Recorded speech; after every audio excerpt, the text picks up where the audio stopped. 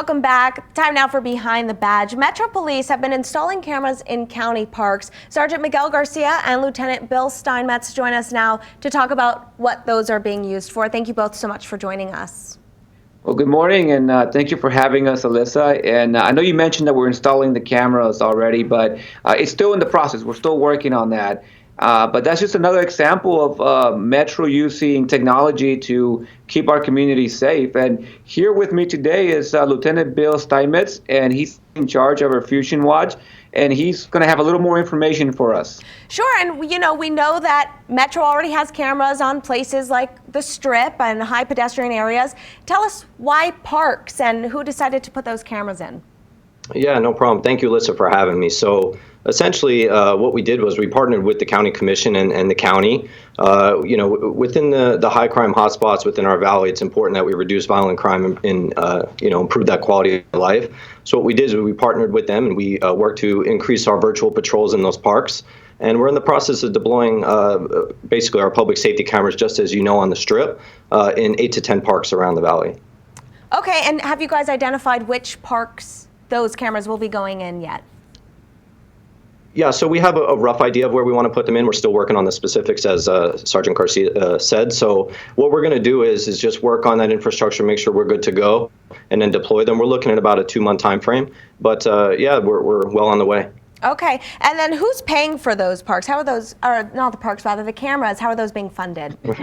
Right. So this is a county-funded project. This was before before COVID hit, and it's actually a part of our gunshot detection expansion program with ShotSpotter, and ultimately deploying those cameras with that gunshot detection software, working in tandem. We're firm believers that when you have those technologies that, you kind of put the two and two together to make them as beneficial as possible to the community.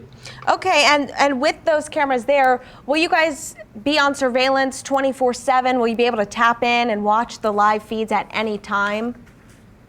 Right, so that's a great question. One of the big things is our agency takes civil rights, civil liberties, and privacy very seriously. And for that reason, the whole program is centralized at our police headquarters at Fusion Watch. We have our full set of trained personnel. They're the only ones that are able to view that. It will be 24/7. A lot of that is to assist with calls for service and then be proactive to help reduce violent crime, like I said earlier. We have strong policies and procedures in place, of course, strong supervisory oversight. And like we mentioned before, we're fully familiar with the program. We have a full network of cameras on the Strip and downtown. So, we're pretty well versed in that aspect. But and for the concerned public out there, I think it's important to note that we only have a 14-day retention period for that. So if you're John or Jane Citizen and there's no evidence of any crime, that video is gone. And lastly, I'll say, there is understandably so a concern. Hey, these parks are in a lot of residential neighborhoods. The cameras would be focused on the parks. We have strict rules and regulations, like I said, and things like, not to get too nerdy on you, but digital filters and stuff to provide that privacy to those folks that are in those residences and have a valid expectation of privacy. You can get a little nerdy, that's okay. And last question for you, Sergeant Garcia. You said these are going to go in high crime areas, but there will be signage up and you'll let the public know which parks once those are determined, right?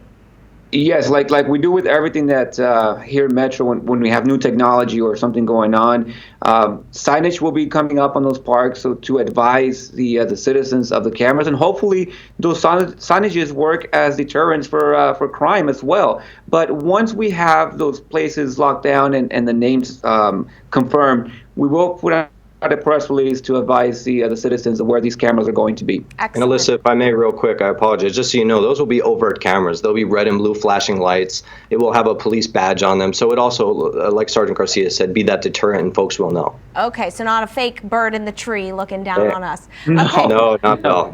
We appreciate you guys so much. Thank you for joining us this morning. Thank you, Alyssa. Have a good day. All right, you too.